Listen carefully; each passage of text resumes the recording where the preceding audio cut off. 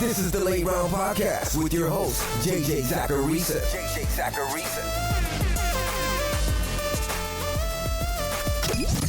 What's up, everyone? It's JJ Zacharisa, and this is episode 640 of the Late Round Fantasy Football Podcast, sponsored by FanDuel. Thanks for tuning in. Soccer fans, this season, FanDuel and Captain Morgan are teaming up to give you a one-of-a-kind soccer contest to spice up game day. Introducing the Captain Morgan Soccer Pick'em, a weekly fantasy contest that's entirely free to play. The contest is simple. All you have to do is answer 10 questions about Captain Morgan and that week's soccer matchup. People with the most correct answers will earn their share of cash prizes. Head over to fanduel.com/freegames/Captain Morgan and spice up game day with a free shot at cash prizes every Saturday. No purchase necessary, 21 years or older to enter, location restrictions apply, void where prohibited. See full terms at fanduel.com. Let's get to these questions. The first question this week is from Adam, and it's from Patreon. It says, the Debo deployment had quite an impact on fantasy football last year. Cordero Patterson was one of the waiver wire adds of the season, and rushing touchdowns buoyed Debo Samuel's second half production as his targets dropped. Do you think utilizing wide receivers as running backs is a trend that will stick? I can envision players like Laviska Shenault or Treylon Burks being optimized with this sort of role. Receivers who are dynamic with the ball in their hands, but limited route runners. Could also see receivers not wanting to be deployed like this for health/financial reasons. Thanks for helping me be a better fantasy manager. I think teams are going to probably try this because it's a copycat league. But I also think the football world doesn't give enough credit to Debo himself and how good he actually is. Cordero Patterson, to me, really wasn't a Debo Samuel situation last year. He was just a running back. He averaged a target share per game of about 12.7%, and he averaged a weekly rush share of 40%. That's among all rushes within his offense. When Debo was seeing the work on the ground that he was seeing in the 49ers offense, it represented about 21% of the team's rush attempts. So like half of what Patterson's season-long average was. And then Debo was seeing like a 19% target share. It was a little bit different. But I'm making that call out because I do think that teams may try to do what San Francisco did rather than what Atlanta did, where the player isn't really a running back, but he'll line up back there and maybe see 15, 20% of the team's carries. The problem with how to apply that to fantasy football is that it's a lot harder to predict which wide receivers would actually thrive in that kind of role. And I would strongly argue that none of them will be as efficient as Debo Samuel was last year. And because of that, it wouldn't necessarily make those players more valuable in fantasy football. But that's especially true in PPR formats where we'd rather them just catch passes. It could bring a player like Shenault back to life for fantasy purposes, but it's hard to imagine a scenario where there are a ton of Debos across the league. Or it's hard to imagine something like this will have that big of an impact on fantasy football. But teams are going to try, yeah. Teams are absolutely going to try. That's what happens in the NFL. It's a copycat league. The next question is also from Patreon. It's from the Denchwarmers. Chances of a Clyde Edwards-Helaire turnaround and contribution to a win-now team. Recent news of the surgery he had last offseason that hurt his preparation, plus is Ronald Jones really better? God offered him for Chark, Gabe Davis in a third. Seems like he's going for pennies for the potential. So I want to start off by reading a quote from CEH. It's from arrowheadaddict.com, and this is from February. The quote says, honestly, about to break the internet with this one. So this will actually be my first offseason being able to do a full training regimen. After the Super Bowl last year, the first Thursday in March, I had gallbladder surgery. My gallbladder completely stopped working. I was down to about 160 pounds, and then before I knew it, it was my first time of getting a rep with the football from the Super Bowl was the first OTA practice. I didn't run, didn't do anything all the way up until that point, and was still dealing with stitches and recovery over the course of the summer. So CEH evidently hasn't had a normal offseason yet as a pro until this offseason. Now, is this something that we should actually put some stock in?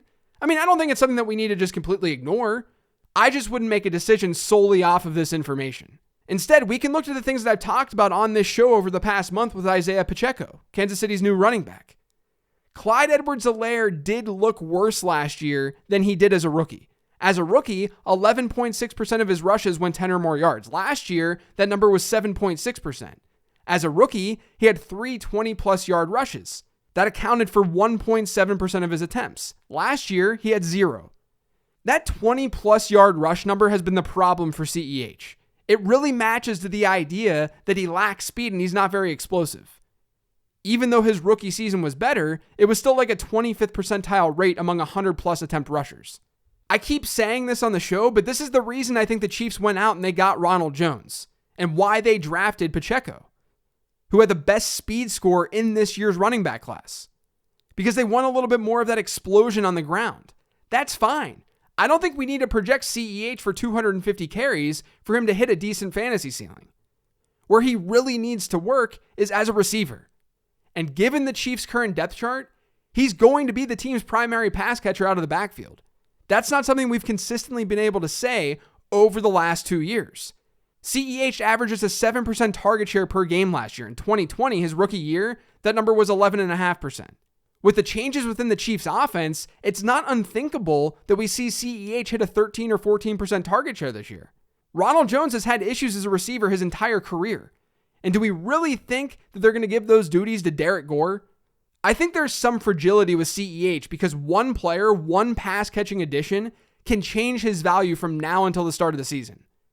But he's got a path to being pretty relevant this year. And it was a good sign that Darrell Williams ended up not re-signing. And don't discount his short yardage ability either. I mentioned this before, but only Tony Pollard was better at gaining positive yardage per rush last year. Now, there's obviously a lot of situational factors that play into a statistic like that, like the fact that both Pollard and CEH saw just 2 and 3 goal line carries, but it's at least some sort of sign showing that we may be overstating that side to his game. So right now, I'm more in than out with CEH. Speaking of Darrell Williams, we got another question from Patreon from Robert that says, how are you feeling about the Arizona running room? I feel like banking on Connor to stay healthy is crazy, but the RB2 could be anybody. Eno, Keontae, now Darrell Williams. Is this a place to shoot your shot on a player since someone will be relevant, or is this a place to avoid with all of the moving parts? So I'm not really buying into Eno Benjamin right now because I think there's a good chance that he's the 4th best running back on that roster. He had opportunity last year. He didn't do anything with it. Keontae Ingram isn't a bad prospect. And we have the ambiguity with him. We have the question of, what if he's actually really good? And Darrell Williams is a really solid protector and pass catcher. He's a reliable player. James Conner is going to see the most work in this offense by far, as long as he's healthy. But since we're talking about the late rounds, I'm probably still throwing the dart at Ingram just because we have more information on the other players. And that information tells us that they're not like super special backs. Williams is good. Williams has had good weeks in fantasy football, but we sort of know what he's about at this point. So I'm taking a shot on Ingram and then Williams and then Benjamin. I think if Connor goes down though, we're likely going to see a split. This next question is from Twitter. It's from @SideshowTim2. Zeke is a dead zone running back to avoid, or Zeke is a great value in drafts this year. So I got a lot of running back dead zone questions this week. So I want to just say one thing about the dead zone overall before answering specifically for Zeke. But I look at the running back dead zone from the lens of opportunity cost. Given the ADP data that I've used to analyze this stuff, I've found that in regular redraft leagues, so not best ball leagues, I need to be clear there, it's not best ball leagues, but in regular redraft leagues, round 4 and 5 running backs typically are not good bets. And you can extend that just a little bit too. Not only do they not differentiate themselves enough versus players that get drafted 3 or 4 rounds later, but that's also a prime spotter. It has been for league-winning wide receivers. We see it pretty much every single year. That's the opportunity cost side. Keep in mind that league-winning running backs can still come from the dead zone. Valuable running backs can still come from the dead zone. And where the dead zone starts and finishes doesn't need to be some fixed thing. You can have some flexibility with how you approach it all. It's just that in general, we know what historical trends have told us. Now, as it pertains to Ezekiel Elliott, I don't have enough real regular redraft league data to work off of for this year. But in best ball leagues, he's usually getting drafted around RB17. And I think that's a value for him. I think Tony Pollard is a value too. Because here's the thing, both of those players are being drafted around where my projections have them. But projections are a most likely outcome. And in that most likely outcome is the fact that both of those players stay relatively healthy. The most likely outcome is not that Zeke gets hurt or that Tony Pollard gets hurt and is out for the season. But we know that that's very possible. We know that if one of the other players in that backfield gets hurt, the other one has a much higher ceiling. So the fact that they're getting drafted where my projections have them, that's a sign that they may be values because it's not totally capturing any best case scenarios. We should be weighing upside more than downside, especially later in our drafts, because that's what wins leagues. So I'm in on Zeke right now, and I'm also in on Tony Pollard. This next question is from Twitter. It's from @Enron88. It says, with so many wide receivers performing well in their rookie years, is the third year breakout still something we should consider /value/hold out for?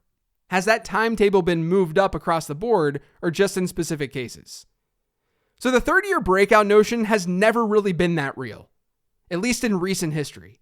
Every study that I've done has found that year 2 is the year that you want to focus on for wide receiver breakouts, or at least they happen in year 2 at a higher rate.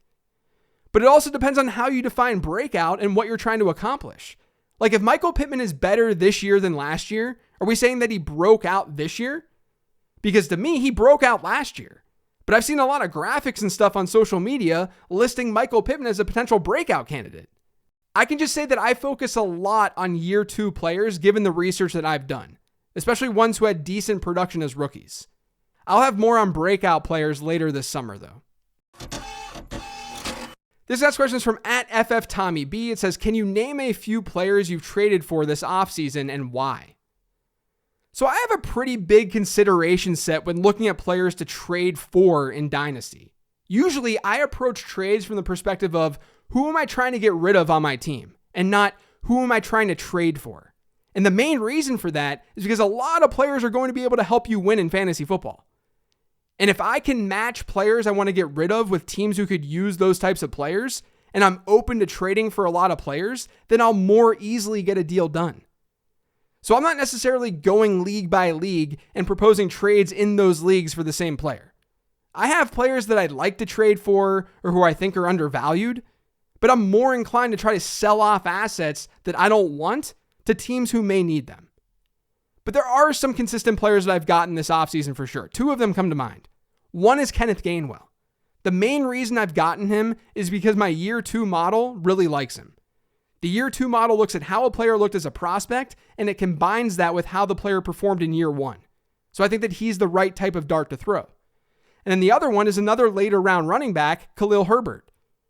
I've talked about this one on the show quite a bit, but David Montgomery is on the last year of his rookie contract. Herbert was better in a lot of efficiency metrics last year. There's a new regime, and there's a chance that we see Herbert just getting the offense naturally a little bit more given the new staff. I think the most likely outcome is still that Montgomery sees a ton of work, and he's a Chicago Bear after this year. That's probably the most likely outcome. But we have to be open-minded about range of outcomes. So those are 2 players I probably traded for most, because they're cheap and they have interesting profiles. But like I said, my approach is very much to get rid of players rather than target super specific ones. When you target specific players, it's tougher to get trades done. Open your consideration set a bit. The last question this week is an email, and it says, JJ, I saw your tweet that you were buying Giants players this year based on the Dable signing.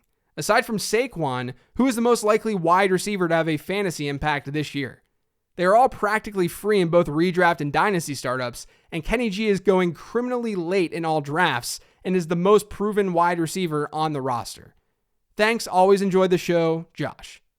So for any of you who are subscribed to the Late Round Fantasy Football newsletter, which is completely free by the way, and you can subscribe to it by going to lateround.com, you already know the answer to this, because this week I sent an email out talking about Kadarius Toney being undervalued.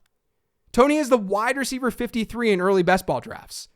Golladay doesn't go that much after him, and I would rather take a chance on Toney than Golladay, though I do think that Golladay is totally fine. Let's first talk about what you're referencing in this question. On Thursday, I sent out a tweet, and the tweet said, why I'm buying Giants players in fantasy. Number 1, they have a new coach that helped shape one of the best offenses in football. Number 2, they're coming off a season with just 23 offensive touchdowns when teams with that low of a total see big increases year over year. And number 3, they have the easiest schedule in football. I talked about Daniel Jones and the Giants' offensive touchdowns already. But just as a reminder, teams who score very few touchdowns one year generally see a nice boost the following year. That's not surprising. Usually, a team did poorly in the touchdown column because a lot of things didn't go that team's way. Sometimes that leads to big changes. So we usually see a big uptick in year-over-year touchdowns. The thing is, fantasy managers are usually weighing previous season information a whole lot when they draft. So the Giants, because they sucked the last couple of years and they scored just 23 touchdowns last year, fantasy managers are largely ignoring that offense in total. Because every non-Saquon Barkley player is being drafted in a double-digit round, or they're going undrafted. That's fine and all, but if you believe in Dable, if you see the obvious regression, and if you account for the fact that their schedule is easiest in the league when analyzing via win totals, it starts to paint a picture that the offense in general is probably a little bit undervalued. So back to Kadarius Toney. Why is he the one that I'm targeting the most? It's because of what we've seen historically with breakouts. Last season among relevant wide receivers, only Antonio Brown, Devontae Adams, A.J. Brown, and Cooper Kupp were targeted at a higher rate per route run than Kadarius Toney. And that's according to Pro Football Focus data. He just couldn't stay healthy, but when he was on the field, he was getting targeted. That's a good sign. And I mentioned earlier that my research has shown that second-year wide receivers break out at a more substantial rate than any other year. If we reference back to my breakout wide receiver study that I revisit every single year, there are 4 main criteria that breakout wide receivers tend to share. Number 1, they don't come from nowhere. Number 2, their quarterback's ADP doesn't matter. Number 3, they're second-year players, or they break out at a higher rate as second-year players. Number 4, they have a higher hit rate when they're the first pass catcher drafted on their team by ADP. This criteria helped lead me to Michael Pittman last year, and this criteria really does fit Kadarius Toney. The reason Toney is being drafted where he's being drafted right now, in my opinion, is because of the off-the-field stuff, which may or may not even be a thing. We don't know. But it's not like he's expensive. That's all priced in. We saw his ceiling last year against Dallas. We know that he's capable. I don't see why we wouldn't want to take a chance on that when he's going as late as he's going. And yeah, sure, draft Kenny Golladay too. I'm just less inclined to go for a player who's 28 years old and hasn't produced in 3 years. He's still fine though, given his price and everything that I'm saying right now about the Giants. The weapons there are good. The offensive line should be better. Brian Dable is coming off a job where he helped formulate one of the best offenses in football. There are definitely reasons to be more bullish than the market on the New York Giants because the market clearly hates the Giants. So that's why I'm buying them right now, especially Toney in these early best ball drafts. That's going to do it for today's show, though. Thanks to all of you for listening. If you've yet subscribed to the Late Round Fantasy Football Podcast, make sure you are by searching for it pretty much anywhere podcasts can be found. And don't forget to follow me on Twitter @LateRoundQB. Remember to check out lateround.com for everything that I'm doing. I've got a couple of guides for sale. I've got the Late Round Fantasy Football Patreon, and remember to sign up for my free newsletter. That's where all my written content is going. Thanks for listening, everyone. Enjoy your long weekend. I'll be back in your podcast feeds next week.